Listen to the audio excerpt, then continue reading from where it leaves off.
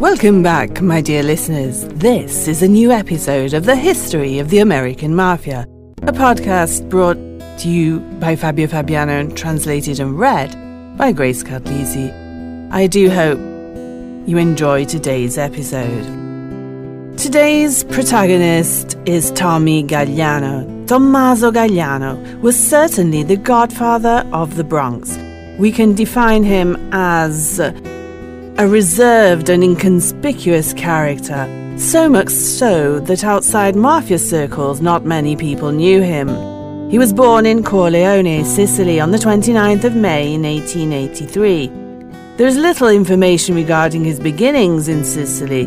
We only know that he was a respected and feared man of honor of the Corleone mafia family. He later emigrated with his wife and children to New York in 1906 and settled in East Harlem. On his arrival in the States, he found employment in a feed company. He was naturalized as an American citizen in the summer of 1915. Gagliano was involved in organized crime in New York City and probably associated with the first mafia family, the Morello-Terranova family in East Harlem. He later became the deputy leader of the Bronx gang, led by his friend, associate and fellow countryman Gaetano Reina. Gagliano was known for his discreet approach to managing the mafia. He was a skilled mediator and was able to resolve conflicts within the organization without resorting to violence. He was also known for his business acumen and his ability to make money for the organization. In the 1920s, he was a leading member of the mafia. During that period, the family's power and wealth grew, coinciding with the onset of Prohibition.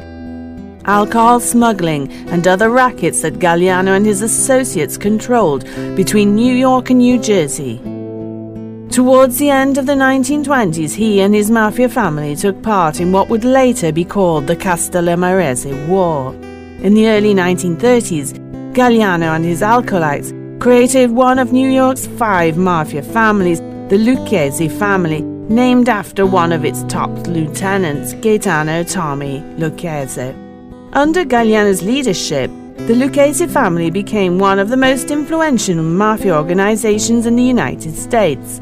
When fighting between Joe Masseria and the Brooklyn Castellamarese Mafia began in 1930, Reina's organization was divided.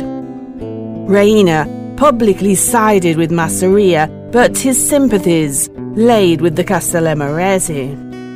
Reina's assassination on the 26th of February 1930, probably at the hands of the men of Masseria, induced Gagliano, Tommy Lucchese and most of their organization to give their support to the Castellamarese Marenzano. After the conclusion of the Castellamarese War and the disappearance of Masseria, Gagliano was appointed head of the former Reina organization. Following the assassination of Salvatore Marenzano, Gagliano was selected as one of the 7 leaders to serve on the new commission for the resolution of disputes within the American Cosa Nostra. In 1932, Gagliano was among 5 men indicted for running a massive construction extortion racket in the Bronx. Gagliano was also accused of tax fraud. In 1946, he became one of the most influential bosses in the commission. He distinguished himself by keeping a low profile and came across as a shy and extremely reserved man, becoming one of the most mysterious, charismatic and enigmatic figures in the history of American Cosa Nostra. In addition to the criminal interest I have already mentioned, he expanded his business into sectors such as textile manufacturing. He also engaged in activities like the black market of goods that were in short supply at the end of the war, such as gasoline, sugar, and other food products.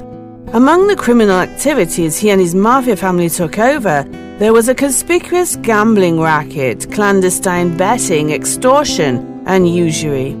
His sphere of influence covered the entire territory of New Jersey, but not only there. In fact, his interests extended to Cuba, California, and Las Vegas. In the 1940s, he was also suspected by some government agencies of being the leader of a large drug trafficking ring from New Orleans. He was also suspected of being the instigator of some murders and one of the leaders of heroin trafficking to and from Sicily. Gagliano was related to mobsters Joseph Gagliano, Frank Gagliano, and his son Tommaso. Dominic Alongi, future deputy capo or boss of the Genovese family. Tommaso Gagliano died of natural causes in 1951. His successor at the helm of the family was the loyal deputy Gaetano Lucchese, after whom the crime family takes its name, with Stefano La Salle as its advisor. Today, the Lucchese crime family remains one of the 5 families that dominate organized crime in New York City.